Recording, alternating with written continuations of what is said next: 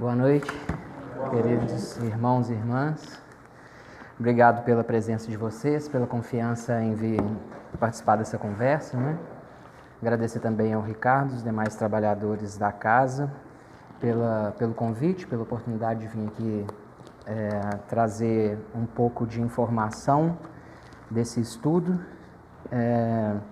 Sempre que eu deparo com os temas aqui no GEA, eu a princípio penso assim que ou tenho muita sorte ou fico muito empolgado com o assunto, porque são sempre excelentes temas. Mas no fim das contas não é sorte nenhuma, né? É só que o livro é muito bom, né? O Caminho, Verdade e Vida é excelente, então todos os capítulos são temas muito bons, então toda vez que eu vier vou ter motivo para empolgar mesmo, é só isso, né? Agradecer principalmente a Deus pela oportunidade da gente compartilhar essas informações que vêm até nós e poder apresentar esse estudo para vocês. Toda vez eu tomo cuidado de fazer 3 combinados. O primeiro deles diz respeito ao conteúdo que a gente vai conversar hoje. Toda informação, todo exemplo, toda citação vem daquilo que está ali como referência, sabe? Não é nada meu, não é nada de experiência minha, é tudo dessas obras. Algumas obras, acho que hoje, com exceção da citação ali do site, do conteúdo de internet, todo o resto de obra da doutrina espírita ou adjacente ou alguma obra da primeira ou segunda revelação, que é o caso da Gênesis, por exemplo. Então, não tem nada de fora não, tá? Segundo combinado é que quando eu citar algum texto, alguma passagem que seja de evangelho, coisas antigas, né, eu vou usar palavras que nós conhecemos hoje para evitar confusão, mas eu prometo guardar a mensagem que está lá sob a luz da doutrina, tá bom? E se em algum momento alguém tiver algum comentário que quiser fazer, tiver alguma dúvida, propor algum assunto, só fazer um sinal para mim, porque às vezes no calor aqui do assunto eu não percebo, então não me deixem ser mal educados com vocês não, é só fazer um sinalzinho. Bom, o livro que eu citei, tem alguém que está vindo aqui pela primeira vez hoje? Não, né? Então todos já sabem que na sexta-feira, Caminho, Verdade e Vida, é um livro psicografado por Francisco Cândido Xavier, ditado por Emmanuel, né? E o que o Emmanuel fez? Ele puxa alguns pequenos trechos do Evangelho, no caso de hoje, Marcos capítulo 20, versículo 22. Ele puxa ali um versículo e a partir dessa capacidade maravilhosa que ele tem de transmitir informação, de orientar, ele desenvolve a partir daquele tema central que está naquele versículo. É isso. E então ele nos chama atenção para a questão do pedir. Pedir, normalmente, nós fazemos em oração, né? Ainda que não siga uma forma tradicional de oração, que seja só um pensamento, mas no fim das contas é sempre assim, é pelo pensamento mesmo, né? Então o que nós vamos tentar fazer hoje, coloquei até nas redes sociais, convidando o pessoal para vir, algumas perguntas que eu capturei com as pessoas que costumam estar lá em contato comigo nas redes sociais e mesmo em contato direto com alguns amigos. As dúvidas que a maioria das pessoas tem, independente de ser da doutrina espírita ou não, com relação ao pedir. Será que toda vez que a gente faz um pedido, Deus nos ouve? Aí o ouve, né, gente, está em sentido figurado, né? Deus não tem ouvido, não tem orelha, né? Ele capta, ele nos percebe, ele percebe o nosso pedido, mas vou continuar falando ouve para facilitar a nossa vida, né? Será que toda vez ele ouve? Toda vez que a gente pede? Basta pedir com muita fé que nós vamos obter? E isso serve para qualquer pedido? Nós sabemos pedir?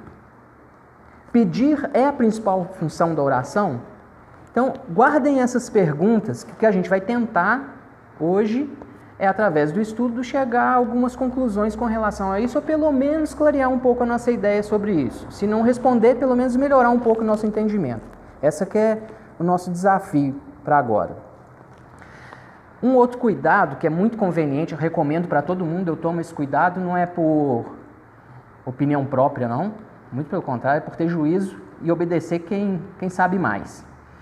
Na codificação, numa obra que chama O Consolador, que está ali citado nas definições, o próprio Emmanuel, mesmo autor, ele diz que ao estudar a doutrina, convém e o convém é ótimo para a gente, né?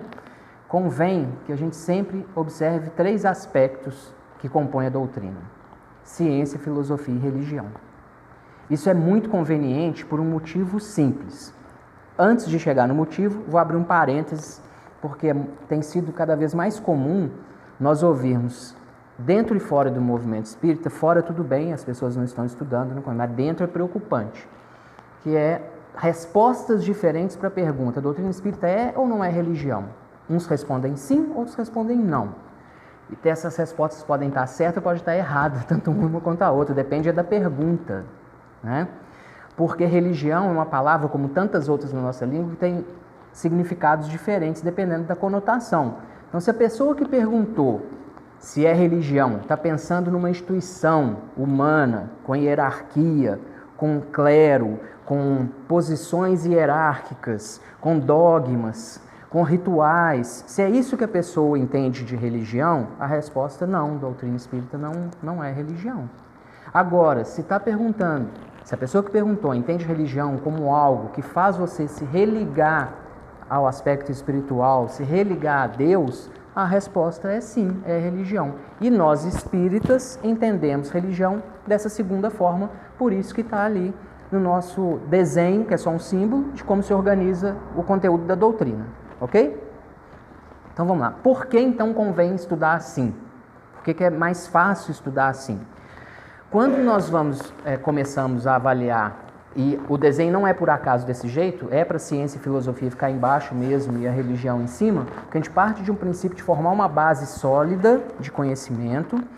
Quando a gente começa a observar as ciências, a física, as leis da física, da química, da biologia e de tantas outras, nós ao mesmo tempo estamos analisando as leis naturais, não é?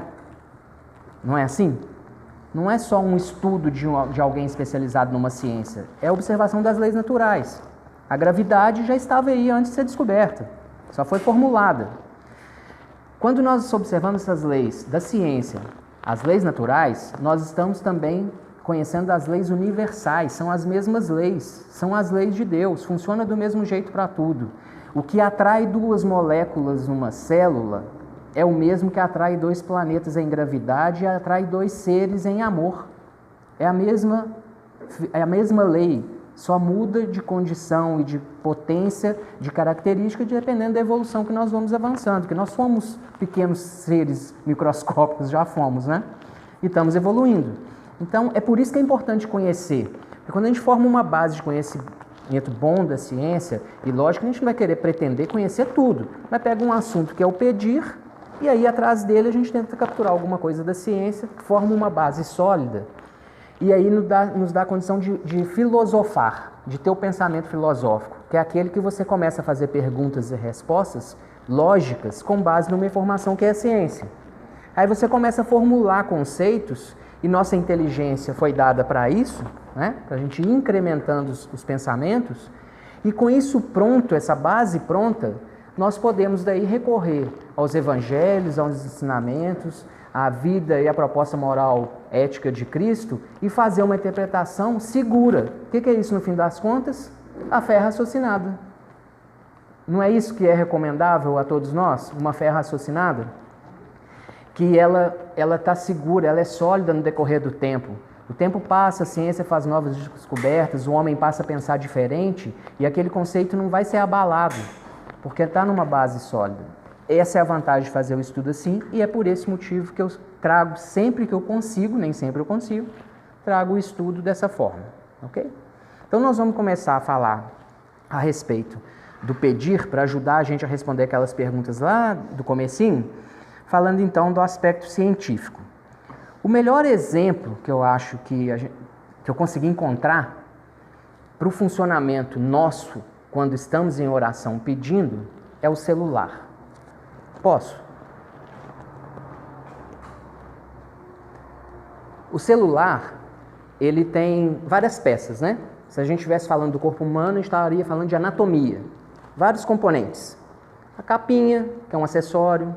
Aí tem a tampa, que a gente poderia tirar. A tela, as teclas.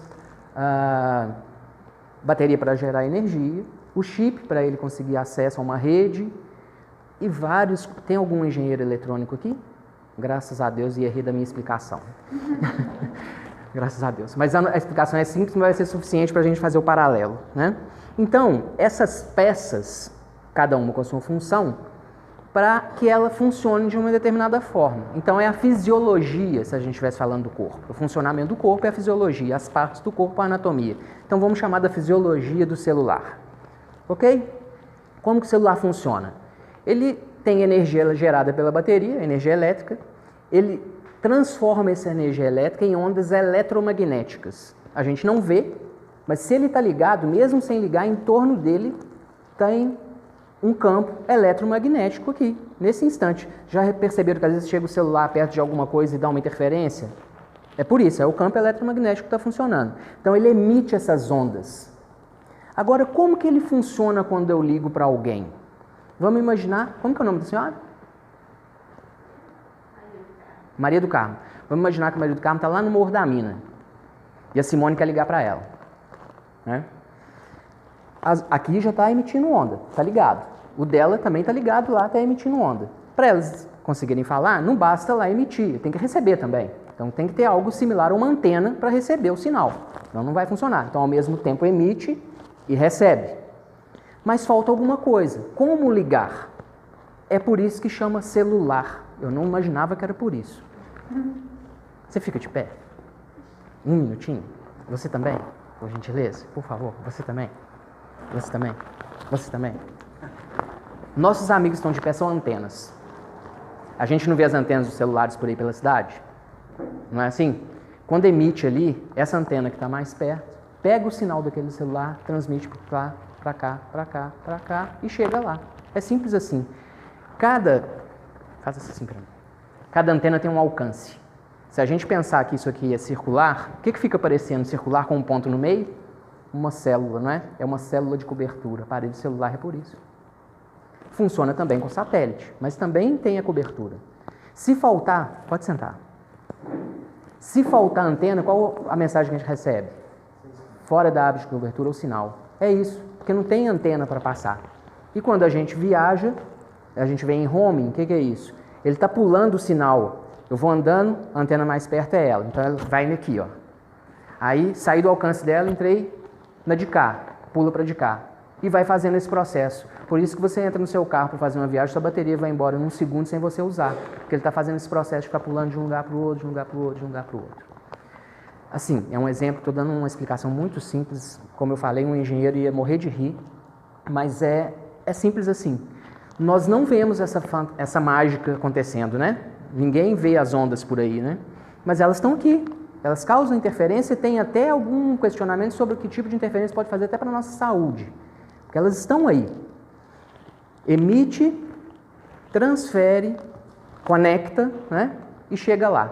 Quando chega lá, olha que legal, essa anteninha que recebe é um chamado primeiro, transforma uma onda eletromagnética em som.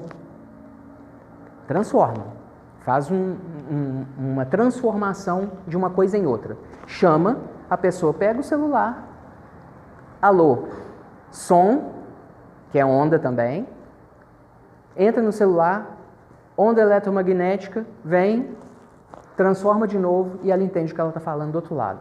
Nós nem damos bola para essa mágica, né? Há 100 anos atrás, se a gente falasse que isso ia acontecer, ia todo mundo falar que a gente veio de Marte, um outro planeta qualquer, que ia imaginar uns homenzinhos verdes, alguma coisa assim, né? Essa mágica acontece sem a gente perceber. Com o cérebro, que é o que a gente usa na hora do pensamento para fazer a oração, e hoje eu vou falar só do pedir, que o assunto é pedir, lógico que a gente faz oração para uma infinidade de coisas, mas hoje eu vou focar no pedir. Quando nós fazemos a oração, o nosso cérebro também está nesse processo de conexão. O nosso cérebro, assim como o celular, tem partes. Tá bom? Tá fácil de ver a carcaça aqui, né? Desse aqui, né? Tá simples, né? É, tá fácil. Não tem nem capinha, né?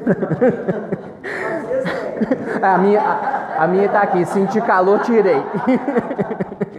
Eu tirei a minha capinha no caminho.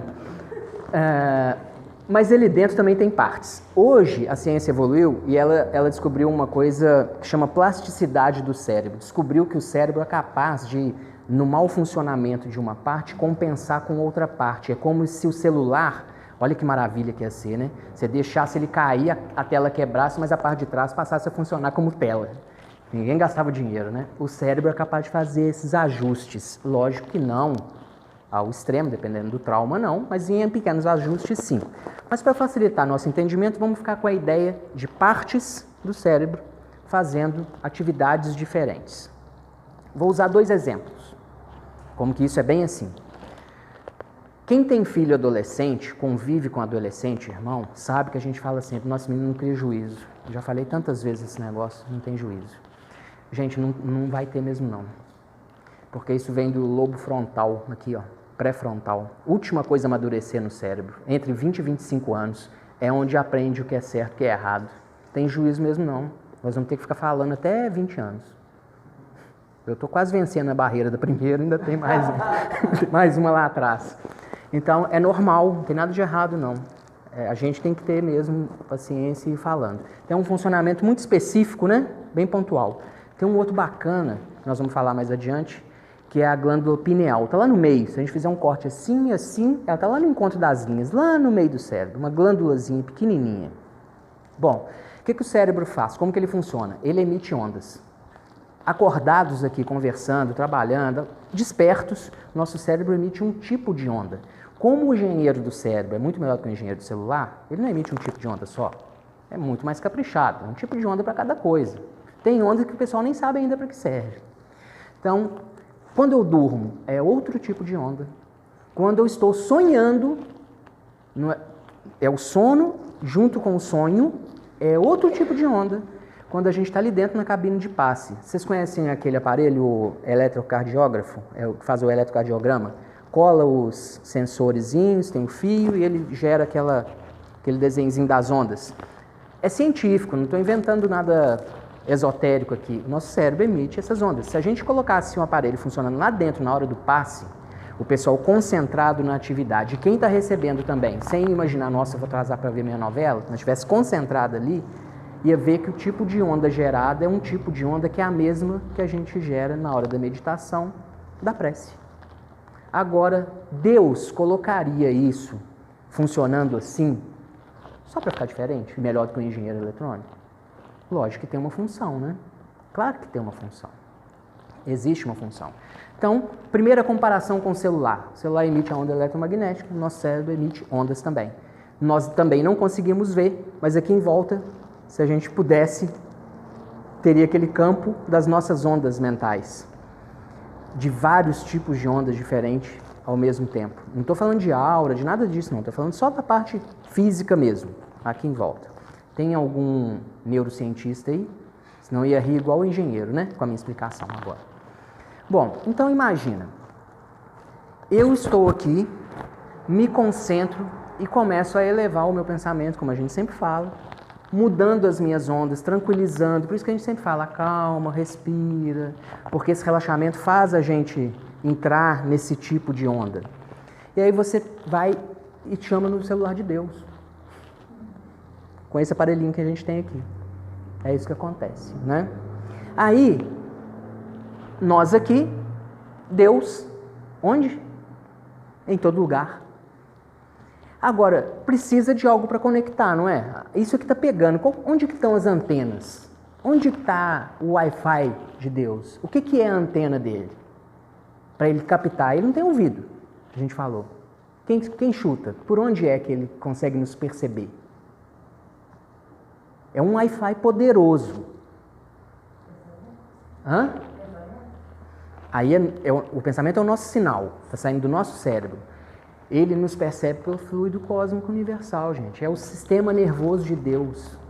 É onde chega o amor, é por onde tudo que está aqui à nossa volta é transformação do fluido cósmico universal. Nosso corpo é transformação do fluido cósmico universal. Nosso perispírito nosso planeta é. Isso está em volta de nós, nos penetra o tempo todo. Então, se nós pensarmos bem, se nós concentrarmos bem, a conexão é assim, ó.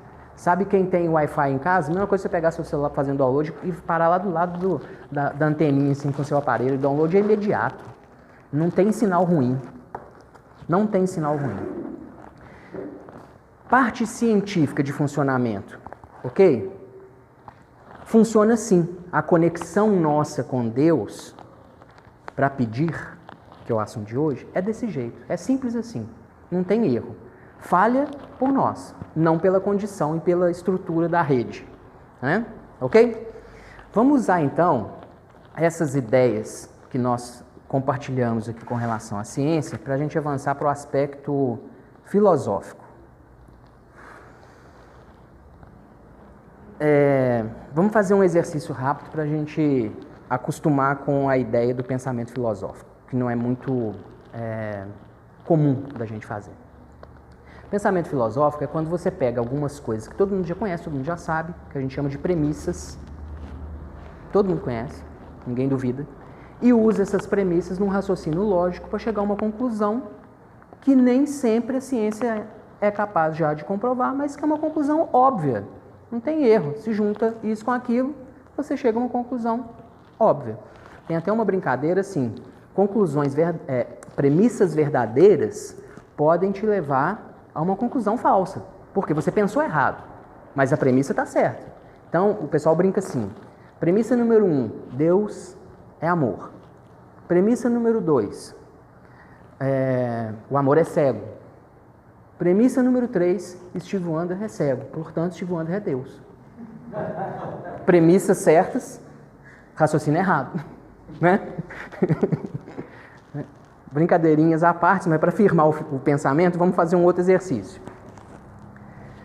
Olhando daí, vocês me vendo, chegam a algumas conclusões óbvias, só de ver. Espero. Sou um ser humano. Ok? Ainda bem que todo mundo concordou. Sou um ser humano. Estou encarnado. Né? Não sou uma manifestação, uma materialização. Tenho um corpo, portanto. Duas premissas. Sou um ser humano e estou encarnado. A gente pode, então, usando essas duas premissas, pensar assim. Se ele é um ser humano e está encarnado, em algum momento, um homem e uma mulher se uniram para gerar um filho. Premissa verdadeira? Não, necessariamente. Porque não tem a fertilização in vitro? Então, depende. Entendeu como tem pegadinha? Nem sempre o que parece um raciocínio 100% acertado é, mas a gente pode ter certeza de um outro pensamento. Em algum momento, ele nasceu. Esse corpo nasceu. Tem cromossomo masculino e feminino. Também, mesmo que seja no vídeo, tem que ter. Se não juntar cromossomo feminino e masculino, não dá gente, né? Ok? Beleza. Então, o raciocínio que nós vamos fazer agora, com base na parte científica e em algumas coisas que nós sabemos a respeito de Deus, é o pensamento filosófico. Nessa mesma linha. Porque nós partimos de algumas ideias científicas de como funciona, vamos agora atrás de algumas premissas a respeito de Deus, que é o outro lado da ligação, para no fim das contas ver se a gente entende aquelas perguntas lá do início. Por que às vezes atende, por que às vezes não, será que ele sempre ouve, será que não? Estão lembrando das perguntas, né? Então vamos lá. Premissas. Vocês podem acrescentar se vocês lembrarem. Deus é pleno de amor. Não é uma premissa verdadeira? Deus ama mais um e menos outro? Mais alguém e alguém não? Escolhe alguém para amar? Tem eleitos e outros não? É amor para todo mundo, não é? Às vezes a gente tem tanta dificuldade de lidar com umas pessoas que a gente chega até a duvidar se Deus ama, né? Mas o problema é nosso, não é de Deus. Deus ama sim. Qualquer pessoa que a gente imaginar, igual a melhor pessoa que nós imaginarmos. Então, uma premissa verdadeira. Outra premissa. Deus é onipotente. O que é onipotente? Se a gente fizer uma lista de todas as virtudes que a gente conhece, Deus tem todas elas no grau máximo. Não falta nada. Se faltar, não é Deus. É uma ideia humana imperfeita de Deus, mas não é Deus. Deus é onipotente. Ele tem todas as virtudes em grau máximo. Não falta nada. Deus é fonte primária de todas as coisas. Questão número 1 do Livro dos Espíritos. Não é isso? Dele vem tudo. Tudo dele, até o cartaz. Tudo. Porque quem fez foi um ser humano. Então, por isso que é a causa primária. Se a gente for perguntando na escala, vai chegar em Deus no final. Quem fez o cartaz foi um ser humano. O ser humano é parte da criação, vem de Deus. Né? Não importa. Tudo é. Inclusive coisas que nos parecem meio subjetivas, assim, igual o tempo. O tempo também tem origem na criação de Deus. Isso é fácil para a gente entender? Entender que Deus já existia antes do tempo. Olha só, na frase já é complicado, que a gente está falando de antes. Antes é tempo. E ele vai continuar existindo depois do tempo. Olha que frase complicada. A gente já está falando de antes ou depois, que é conceito temporal, para falar que Deus já está... Ele é, ponto. E também é tempo, porque é tempo presente. E para nós é muito complicado entender o eterno, né? Mas o tempo não é a marcação que a gente faz. Um dia não é a passagem que a gente faz no relógio. Não são as 24 horas que nós marcamos. Isso é confundir a coisa com a régua que mede. O tempo é, aqui na Terra, um dia, um giro completo da Terra em torno de si mesma. Ela gira em torno do eixo, assim. Sai daqui, dá uma volta completinha aqui, chegou de novo, 24 horas. Nem é redondo. Por isso que nós estamos vivendo, esse ano inclusive é ano bissexto. Como não é perfeito a hora, não é 24 horas certinha, sobram segundos, a cada X anos tem que compensar com mais um dia para ajustar o que a gente mede ao tempo real, que o tempo real é esse tempo, são os astros se movendo. Então, um dia na Terra não é um dia em Vênus. Não dá nem para comparar. Essa comparação não dá para fazer, para falar assim, um dia na Terra são 48 dias em Vênus. Não dá nem para comparar. Comparar assim, uma maçã equivale a 42 melancia. Não tem jeito, são coisas diferentes, não dá para comparar. Então, o tempo para Deus não existe. Ele está aqui agora, ele estava lá quando o ser humano nasceu, ele estará lá quando nós formos todos Cristos. É assim. É só para dar uma dimensão da grandeza que para a gente é complicado. Até aqui concordamos com as premissas? Mais uma. Deus está para além da criação. Deus não está... Ele não é parte da criação. Se ele fosse parte da criação, teria que alguém ter criado ele. Já não seria Deus mais. Então, a criação é uma coisa, Deus é outra coisa. Ele está para além da criação. Não se mistura. E mais, Deus não está sujeito às regras que a criação está sujeita. Ele não está sujeito a isso. Ele não nasce, por isso que ele não está sujeito ao tempo, a nada disso, é imaterial. Essas coisas são difíceis da gente capturar, mas faz muita diferença ter essa noção melhor possível para essa história do pedir. Porque nós estamos tratando com um ser do qual a gente não tem competência para dimensionar. E embora a nossa conversa, por exemplo, de uma dor física seja muito intensa, muito necessária, ele mesmo nessa grandiosidade percebe o nosso pedido e ele provê algumas coisas e algumas coisas parece para a gente que não provê. Então, é isso que a gente vai começar a perguntar agora. Por isso que o próprio livro dos Espíritos, o próprio Espírito que relata algumas respostas, né, que dá algumas respostas, tem dificuldade e fala várias vezes que a gente não tem vocábulo para explicar algumas coisas que o Kardec perguntou. Isso. A pergunta sobre Deus, né, logo no comecinho, isso já é repetido muitas vezes, né? Assim, eles dão uma explicação que é suficiente para o momento, que vai dar meios para a gente desenvolver no pensamento de agora para o futuro, mas está muito longe de explicar. Nós não damos conta de entender mesmo. E coisas simples, assim, a gente não dá conta, quanto mais é muito pra gente, né? Como você pegou na época da onda das cavernas, tentar explicar ele o que é uma onda de um celular. Imagina se aqui nessa turma aqui eu fizesse uma explicação mesmo simples como foi essa aqui do celular para pessoas que estão acostumadas a lidar com pedra lascada. Né? Nem entender o que eu estou falando. Mesma coisa. Talvez a distância entre esse pessoal da caverna e nós seja menor do que nós e a compreensão. Talvez não, com certeza. Pode tirar o talvez, né? Tem uma passagem que eu acho muito bonita, eu acho que é de Santo Agostinho. Eu sou péssimo para lembrar detalhes, eu lembro o contexto, assim. Que esse personagem está na praia e ele está tentando entender Deus, tentando entender. E ele perdia dias, e ele não dormia, ele estava naquela aflição, ansioso já com aquele negócio de tentar descobrir, entender Deus. Ele não dava conta. E aí ele vê um garotinho lá perto das ondas com um baldezinho cavou um buraco na areia, ia lá, enchia o balde de água, vinha cá, jogava no buraco. E ele lá sentado pensando e o menininho para lá e para cá. Aí aquilo acabou chamando a atenção dele.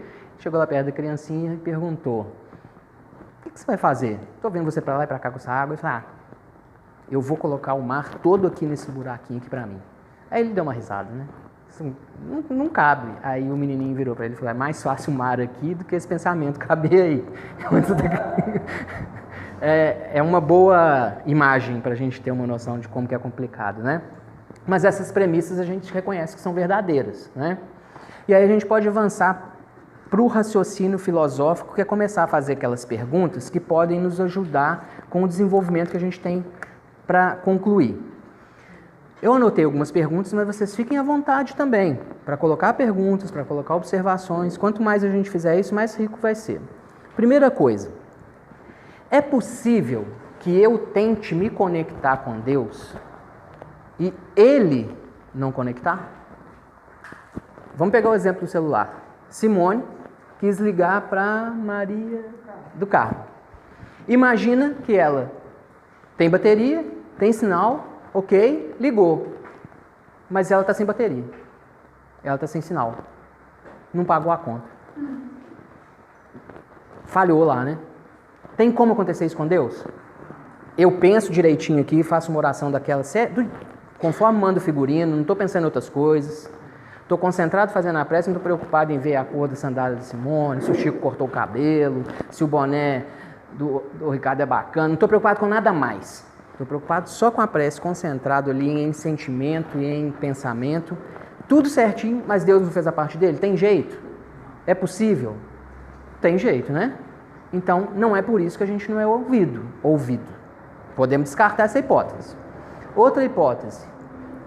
É possível Deus estar ocupado demais, como a gente vê em filmes, umas brincadeiras. Aí tem gente que fala assim: minha mensagem eu acho que caiu na caixa de spam. Ele não leu ainda não.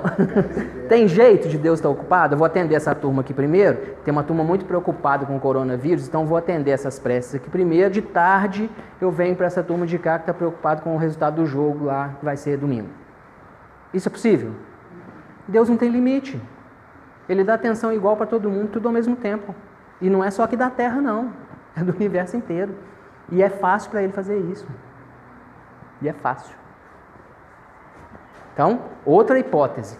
Se não atendeu o nosso pedido, não é porque ele está ocupado. Não é porque ele não ouviu. Mais um. É possível Deus não querer contato naquele momento? Meu amigo ali fez uma promessa que não ia sair para o carnaval, ia continuar as tarefas fraternas, ia continuar estudando, e prometeu isso, mas não, foi para o bloquinho em Belo Horizonte, tomou todas, ficou lá, abandonou a tarefa, então estou de mal dele, agora não quero contato com ele não vou atender não. Deus faz isso, gente? Não tem isso não, né? Ele não fica de mal não, não fica de mal, nós é que fazemos isso, Deus não. Então a hipótese de Deus não querer nos atender por má vontade, por desinteresse na nossa conversa, também está descartada. Não é por isso que um pedido não é atendido. Bom, já que não é por falta de tempo, já que não é porque pode ter falhado a ligação, já que não é porque ele não quer falar com a gente, está de mal, qual que pode ser o problema? Porque nós temos na base científica uma ideia que mostra que se nós estivermos centrados ali, concentrados, fiéis aos princípios de uma oração bem feita, com sentimento, com fé, num ambiente tranquilo, vibrando essas ondas adequadas, vai chegar a Deus e Deus não terá problema em ouvir. Se não está em nós, se não está no meio, se não está em Deus, onde que pode estar a falha para que o pedido não seja atendido? Muito provavelmente, e é o que o Emmanuel fala no capítulo, no pedido. E é em dois problemas. É em pedir, em o que pedir. Primeiro porque nós estamos muito acostumados, todos nós, e só depende de uma chavezinha do aperto que você toma. Dependendo do aperto que você toma, você vira pidão na hora, não é? Estava comentando com o Ricardo que eu tive uma crise de cálculo renal que tinha muito tempo que eu não rezava com tanta fé. Porque dói, viu? Depende do aperto que a gente toma. Dependendo do aperto que a gente toma, a gente vira pidão na hora. Nós temos essa prática milenar de lidar com Deus como alguém que provê a nós aquilo que nós precisamos. É a imagem que a gente faz de Deus. É essa. Deus é alguém que está para me servir. Então, pedir, transformar a nossa relação com Deus em pedir, já está errado a princípio. Mas tem uma outra complicação, que é o que nós pedimos também. O que nós pedimos influencia muito para todo mundo, independente da crença que tem. E é nessa linha que nós vamos agora passar para o aspecto religioso. Porque no aspecto religioso vai nos dar uma ideia muito boa do que é que vai ser mais conveniente pedir. A gente pode pedir o que quiser, né? Mas o que vai ser mais conveniente pedir, que isso atendido vai nos ajudar. Porque às vezes a gente tem tanto fervor em pedir alguma coisa que não é a coisa adequada a pedir, e nós temos uma lista tão grande de coisas a recuperar da nossa história pregressa, que às vezes aquele nosso pedido não era o ideal para o momento, mas já que está querendo tanto, vamos puxar esse negocinho daqui de baixo, da fila, vamos dar para ele lidar com as consequências desse pedido, e já puxa essa lição que estava lá para baixo. Vocês nunca notaram, não? Que às vezes vocês pediram. Comigo aconteceu muitas vezes. Pedi uma coisa e não consegui. Depois que passou, eu falei, nossa, ainda bem que não consegui aquilo. Ainda bem que não veio. Eu só descubro que ia ser uma roubada depois. E se eu tivesse sido atendido? Eu não sei de tudo, Deus sabe. Deus vê tudo, Ele sabe de tudo antes e depois, né? Ele já sabe. Então, às vezes a gente pede, insiste tanto numa coisa, volta tanto a nossa atenção para algo, que nem era o momento, mas vem e por trás daquilo, ao invés de um benefício que a gente está acreditando, que nós estamos só com um olhar material às vezes, vem um problemão, um desafio moral que talvez a gente não tivesse nem no momento de aceitar, né? Emmanuel fala disso no capítulo. Bom, então vamos no aspecto religioso. Quando a gente trata de aspecto religioso, naquele conceito de religião que nós falamos no início, né? Qual que é a fonte mais segura, guia e modelo para a gente saber o que fazer? Jesus, né, gente? Para qualquer assunto. Mas qualquer assunto. Deu dúvida? Busca uma referência na vida de Jesus, no Evangelho, que tem lá algo que vai te dar a resposta para a sua dúvida. E se você estiver achando que não serve, é porque na verdade você não está querendo aceitar a resposta, que pode doer e está querendo é a sua. Porque está lá. Tudo prontinho. Então, vamos usar. O que eu preparei então? Usando, não tem como a gente, né, quem somos nós, né? Pegar a história toda de vida na Terra, encarnado, como exemplo, né, que Jesus deu, para estudar o que diz respeito à prece, principalmente ao pedir. Mas tem 3 pontos, 4 pontos, que eu acho que a gente pode tirar umas referências muito boas, que são simples, mas que dão mensagens bem positivas com relação a isso.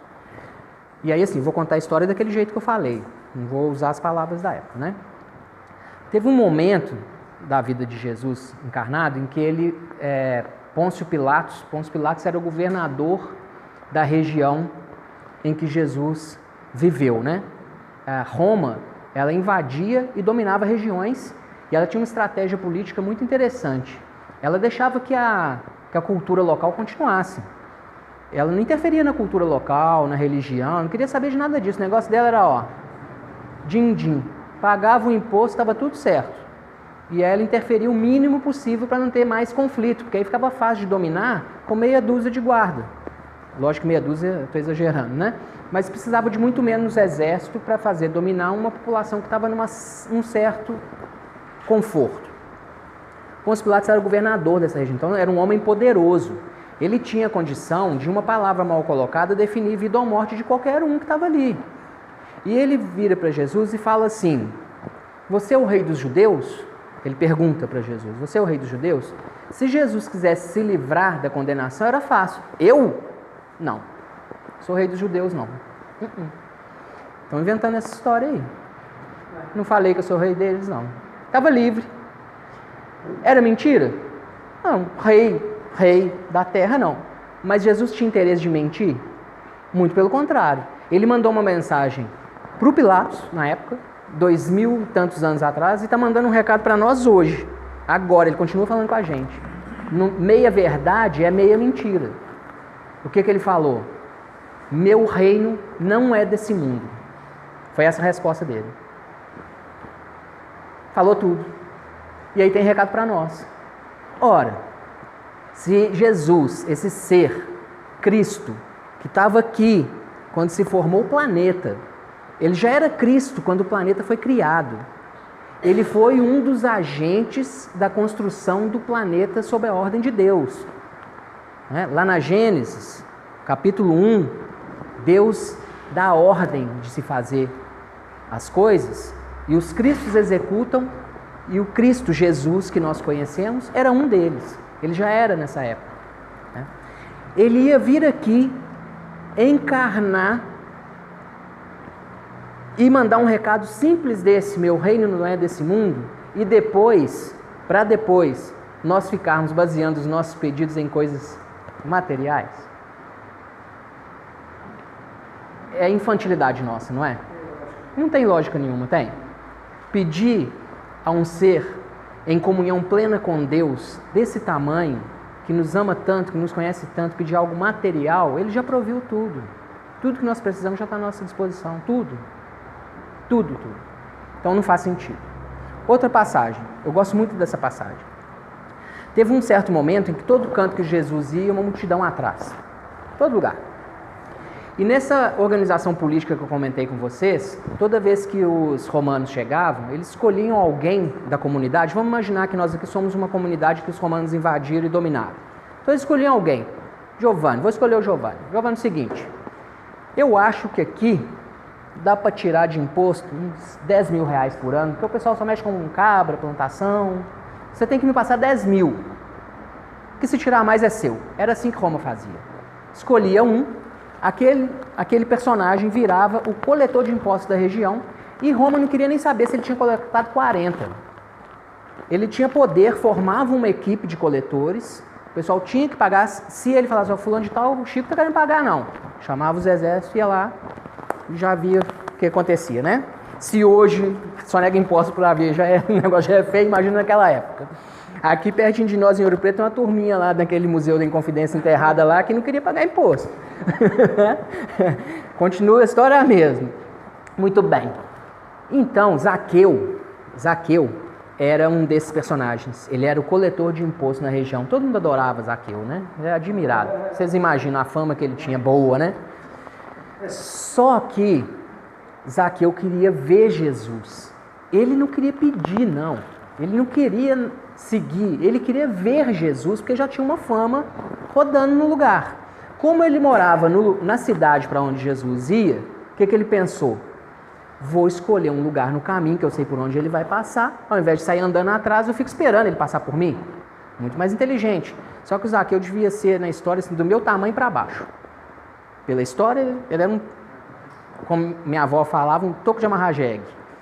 Desse tamanho. O que ele fez? Vou subir numa árvore, que aí lá de cima, o povo vem e eu vou ver Jesus. Eu quero ver Jesus, está resolvido o meu problema, né? Fez assim, subiu na árvore. Só que, para surpresa dele, Zaqueu, e da multidão inteira, não só Zaqueu viu Jesus, como Jesus viu Zaqueu lá no altar. Gente, tem um monte de simbologia maravilhosa, mas hoje nós vamos falar só do pedir, né? Então depois aprofunda no estudo, que é maravilhosa essa passagem. Jesus viu Zaqueu e não só viu também, como se dirigiu a ele e falou: ô mocinho, desce daí que você vai cair, que hoje eu vou jantar lá na sua casa. Você imagina o que essa multidão pensou de Jesus? Ele andava com ladrão, ele andava com prostituta, agora andava com cobrador de imposto, ninguém dá conta. Não é? Não é? Teve gente que não só ficou insatisfeito, como foi lá falar com Jesus e tentar convencer ele de não ir. Mas ele foi, claro que ele foi, lógico que ele foi. E lá, conversando com Zaqueu, lógico, ele já sabia da história toda de Zaqueu, mas Zaqueu queria aproveitar e contar. E aí, o que ele falou para Jesus, Zaqueu? Num momento ele falou para Jesus assim: Senhor, se um dia eu tiver cobrado um imposto de alguém mais do que o justo, porque tinha um monte de gente que sabia que tinha que passar só 10 mil para Roma, o que fazia? Cobrava 40 e embolsava 30. Mas ele, pelo que parece, e pelo que a gente pode estudar em outras fontes, não fazia isso. Era justo. Por isso que ele queria ver Jesus. Não era à toa, né?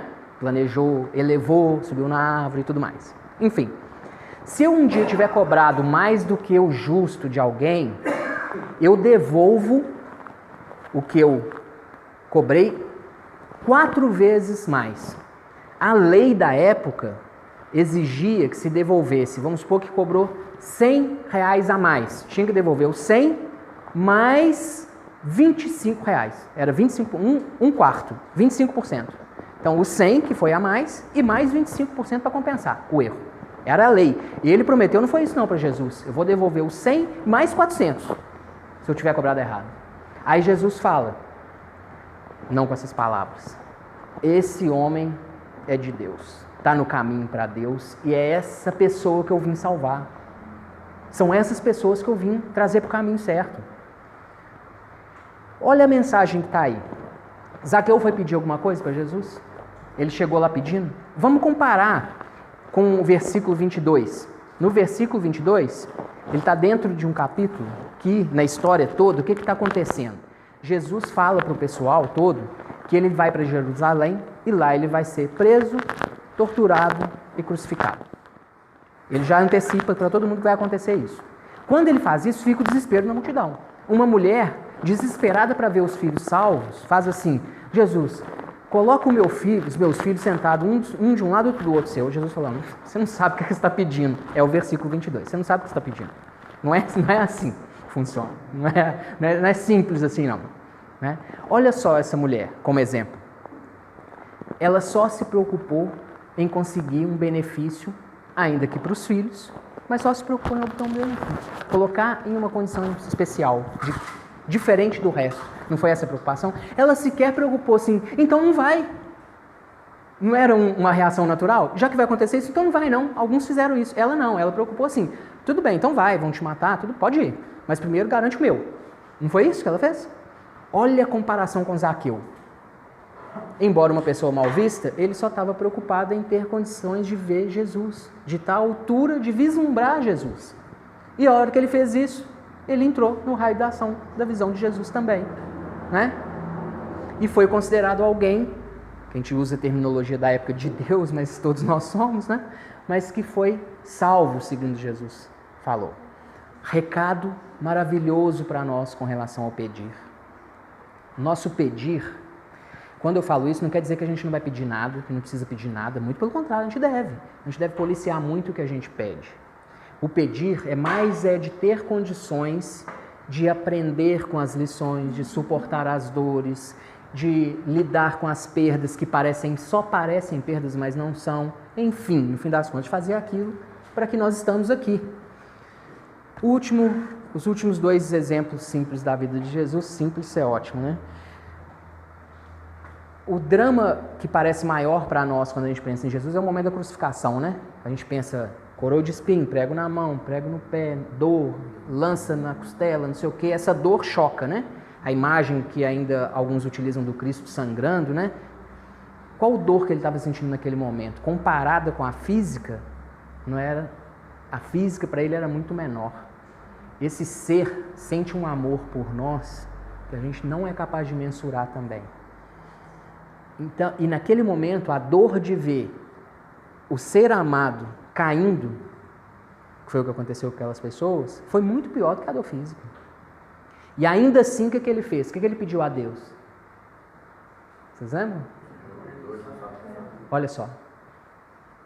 Ele podia ter pedido: aqui, pai, é o seguinte, eu vim para isso sim, mas essa lança na costela a gente podia deixar para... Vamos deixar só os pregos da mão? Ele podia fazer isso, não podia? podia qualquer coisa. Ele podia fazer qualquer coisa, né? mas ele só pediu por nós. Então, é outro exemplo claro do que a gente deve pedir. Poder, nós podemos pedir qualquer coisa, mas o que convém, né, facilita a nossa vida. E aí, o último exemplozinho, já chegando no final, nós temos 10 minutos, dá tempo de finalizar aqui. O nosso pedido normalmente é feito na hora da prece, né? E Jesus ensinou uma oração pra gente, não ensinou? Foi uma só que ele ensinou, não foi? O Pai Nosso? Lembra o Pai Nosso mentalmente aí, as frases. O que ele pede a Deus? E ele não está pedindo, ele está nos ensinando a pedir, né? Porque não é assim, Jesus, nos ensine a orar. Não foi pedido? E ele foi e falou Pai Nosso? Tem uma frasezinha de coisa material. E mesmo assim com duplo sentido. O pão nosso de cada dia nos dai hoje. Só. Pode olhar o resto, tem nada material. Nada. A proporção é essa. A proporção deveria ser essa. De 6, 7 frases de pedidos de cunho moral, de desenvolvimento, de crescimento, de aprendizado, de evolução, uma de pedido material. Nós não vamos ficar livres de pedir material. Nós estamos aqui no mundo, é impossível para nós. Em algum momento a gente acaba pedindo. Depende do tal aperto que der, né? Mas a proporção é essa. Então vou deixar algumas perguntas no ar. Primeiro fechando as do início. As do início ficaram respondidas, né? É o que pedir. Agora eu vou deixar outras para a gente ir para casa dormir com elas. Nós sabemos pedir? Não precisa responder não. Cada um pensa consigo. É para refletir. Nós pedimos de acordo com a função real da vida ou a gente pede de acordo com a vida material? Quando a gente está desempregado, a gente pede para aprender bem a lição de passar por essa aflição ou a gente pede um emprego? Quantas vezes ao orar nós pedimos a sabedoria para perceber o que Jesus espera de nós? Quantas vezes a gente pediu isso? Quantas vezes ao orar nós pedimos trabalho na seara de Jesus? Quantas vezes a gente faz na prece um pedido de trabalho na seara de Jesus? Dá uma oportunidade de trabalhar em seu nome. Quantas vezes nós nos colocamos na disposição para ser o meio de realização do reino de Deus na terra? Na hora que a gente vai dormir, será que a gente tem esse tipo de pensamento? Nós estamos preocupados com a nossa prioridade material. E para pensar mais uma, para quebrar o clima de seriedade um pouco, nós passamos mais tempo em comunhão com Deus, alinhando nossas ondas, ou no celular? Quando eu pensei isso, eu fiquei com vergonha, né? Eu fiquei com um pouco de vergonha quando eu pensei nisso. Pessoal, então agora que nós chegamos ao final, tem 5 minutos, eu vou convidar vocês para a gente fazer um exercício prático de tudo isso que a gente estudou juntos aqui. Convidar todos para nós fecharmos os olhos, fazermos um esforço para que o nosso cérebro funcione só naquele comprimento de onda que vai nos sintonizar com Deus, a gente consiga alcançar uma conexão direta com o nosso Pai. Nós sabemos que Ele está sempre disposto, sempre disponível, tem todos os recursos e só depende da nossa boa vontade para Ele nos ouvir. Nós sabemos que Ele percebe a nossa intenção, porque Ele não nos ouve com ouvidos como os nossos, Ele nos percebe, Ele sabe da nossa intenção. Então sejamos todos cheios de boa intenção para trazer ao mundo coisas melhores através da nossa tarefa. Que nós sejamos capazes de cada vez mais encontrar momentos de experimentar essa tranquilidade, de perceber que Deus está disponível para nós o tempo todo. E que no ambiente aqui do Grupo Espírita ou de qualquer outro lugar em que nós nos encontramos para pensar em coisas da moral cristã, nós sejamos sempre a oferta de trabalho, muito mais que a busca de apoio, porque nós sabemos que nesse instante em que nós estamos aqui desfrutando dessa energia saudável, equilibrada, harmoniosa, existem tantos irmãos nossos, filhos do mesmo Pai, do mesmo Deus, hospitalizados em orfanatos, em asilos, nas ruas, anestesiando a consciência com o uso de drogas, se perdendo em vícios de toda a natureza, nós podemos não só trabalhar por eles na seara de Jesus com o pão material, mas nós podemos, nesses momentos de concentração e alinhados com o alto, oferecer a esses nossos irmãos